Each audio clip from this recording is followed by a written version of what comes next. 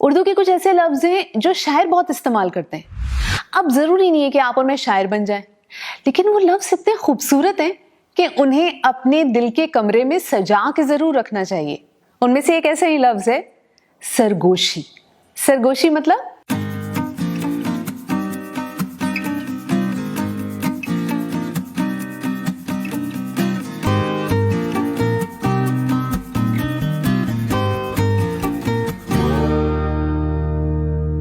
एक ज़माने में एक गाना बहुत पॉपुलर हुआ था, खामोशियाँ गुनगुनाने लगी, तन्हाइयाँ मुस्कुराने लगी, सरगोशी करे हवा, चुपके से मुझे कहा दिल का हाल बता।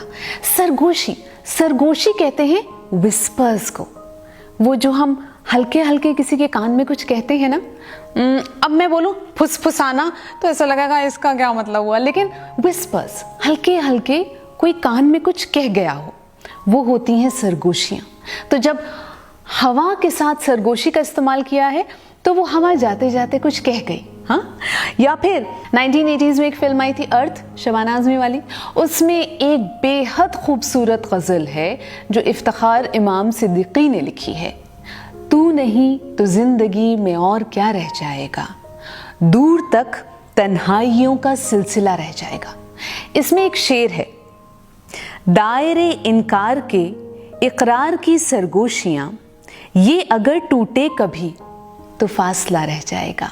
दायरा यानी कि वो लिमिट, वो बाउंड्री, और इकरार हाँ को कहते हैं। तो दायरे इनकार के, वो ना करने की लिमिट्स, और इकरार की सरगोशियां, हाँ। क्योंकि जब हम प्यार मोहब्बत में हाँ कहते हैं तो उसमें सच्चाई तो पूरी होती है मगर शर्म भी थोड़ी सी मिली भी होती है ना। तो इकरार की सरगोशियाँ, वो जो हामी तुमने भरी थी मेरे कानों में सो यहाँ पे वो बहुत ही खूबसूरत सा है। इनफैक्ट एक नज़्म है जो मैं आपको पढ़ के सुनाना चाहती हूँ, उसमें सरगोशियाँ जो लफ्ज़ है उसका इस्तेमाल इतना खूबसूरत है।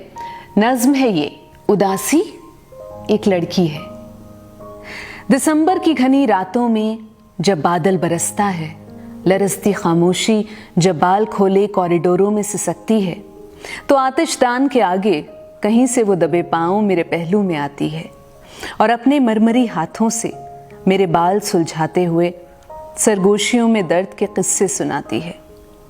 जुलाई की दोपहरें ममटियों से जब उतरकर आंगनों में फैल जाती हैं, बातों के बिस्कुट फूल जाते हैं, तो वो भी जंगली बेलों से उठती खुशबुओं से जिस्म पाती है। मेरे नज़दीक आती है, मेरी सांसों की पगडंडी पे धीरे धीरे चलती है, मेरे अंदर उतरती है। उदासी एक लड़की है। आज का दूसरा लफ्ज़ सरगोशियों का रिश्तेदार है, खला। खला कहते हैं वैक्यूम को, या फिर जहाँ पे खालीपन हो, जहाँ पे कुछ भी ना हो, उसे खला कहते हैं।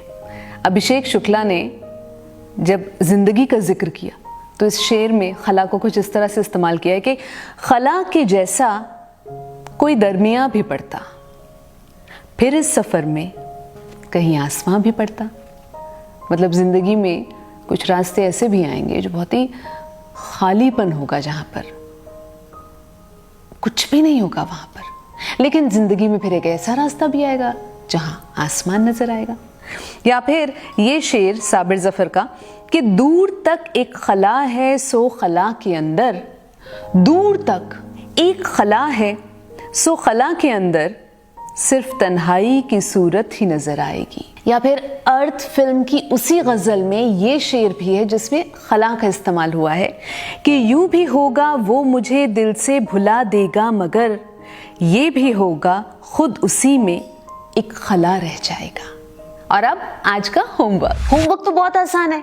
ऐसी कौन सी टीचर है जो आपको बोलेगी कट कॉपी पेस्ट कर दो गूगल पे से, लेकिन मैं आपको वही होमवर्क देने वाली हूँ।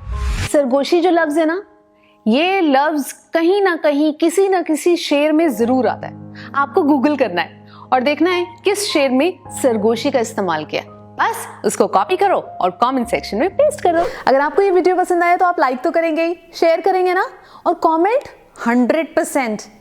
और यार ये कहने वाली बात नहीं है, लेकिन मिर्ची स्क्रिबल्ड को सब्सक्राइब कर लो, सारे एपिसोड्स पहुंच जाएंगे।